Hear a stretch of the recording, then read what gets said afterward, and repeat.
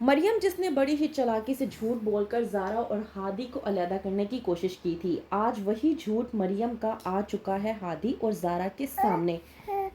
ڈرامے کے next episode میں آپ لوگ دیکھیں گے کہ مریم جو کہ مہرو کے کہنے کے مطابق ہادی اور زارا کی لڑائی کے درمیان میں مزید ہوا ڈالنے کی کوشش کرتی ہے تاکہ ان دونوں کے درمیان میں کبھی بھی صلح نہ ہو پائے، لیکن وہ اپنے اس مقصد میں کامیاب نہیں ہو پاتی۔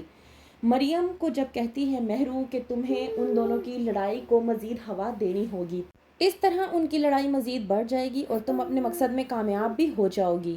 مریم جو کہ مہرو کی یہ بات سننے کے بعد ڈر سی جاتی ہے، کہتی ہے مہرو کہ کرنا کیا ہے، تم چاہتی کیا ہو؟ تم نے خود ہی کہا تھا کہ تمہیں ہادی چاہیے، اگر اسی طرح سے ڈرتی رہو گی تو تم کبھی بھی ہادی کو حاصل نہیں کر پاؤ گی۔ اگر ہادی کو تم حاصل کرنا چاہتی ہو تو تمہیں وہی سب کچھ کرنا ہوگا جو میں تمہیں کرنے کے لیے کہتی ہوں۔ اس بات پر مریم کہتی ہے کہ تم تو بہت ہی چالاک ہو، اسی لیے تو میں نے تم سے دوستی کی ہے۔ مریم کی یہ بات سننے کے بعد مہرو غصے میں آ جاتی ہے اور کہتی ہے کہ بس کرو، تم بھی چل کرو اور مجھے بھی چل کرنے دو، تم نے مجھے بہت زیادہ تنگ کر کے رکھ دیا ہے۔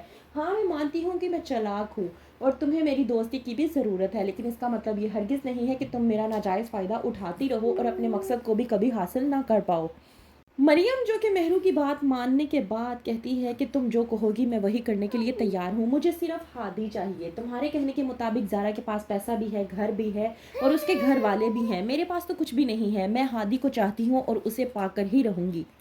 دوسری طرف مہرو دماغ چلانے کے بعد سوچتی ہے کہ اس نے اپنی ساس کو کس طرح سے جواب دینا ہے کہ آخرکار جیولری کہاں گئی۔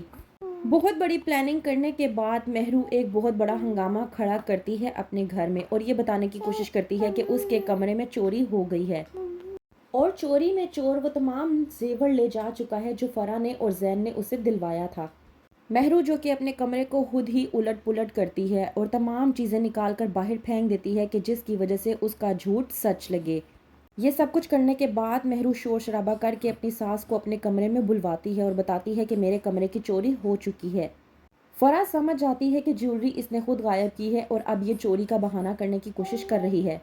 کہتی ہے فرح کہ حیرت کی بات ہے کہ چور آیا نہ چوکیدار نے دیکھا اور نہ ہی وہ سی سی ٹی وی فوٹیج میں کیپچر ہوا اور تمہارے کمرے سے چوری کر کے بھی چلا گیا۔ مجھے تو سمجھ نہیں آ رہی کہ آخرکار یہ چور کیسا تھا جو سب کی نظروں سے اس طرح سے بچ کر اتنی بڑی چوری کر کے چلا گیا۔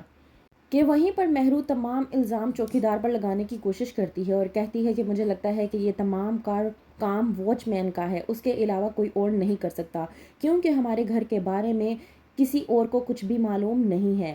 مجھے لگتا ہے کہ یہ سب کام اسی کا ہی ہے۔ اس بات پر فرح جب بھڑکتی ہے تو کہتی ہے مہرو سے کہ بس کر دو، مجھے لگتا ہے کہ یہ تمہارا کام ہی ہے اور تم اپنے گناہ کو چھپانے کے لیے کسی اور پر اپنے الزام کو لگانے کی کوشش کر رہی ہو۔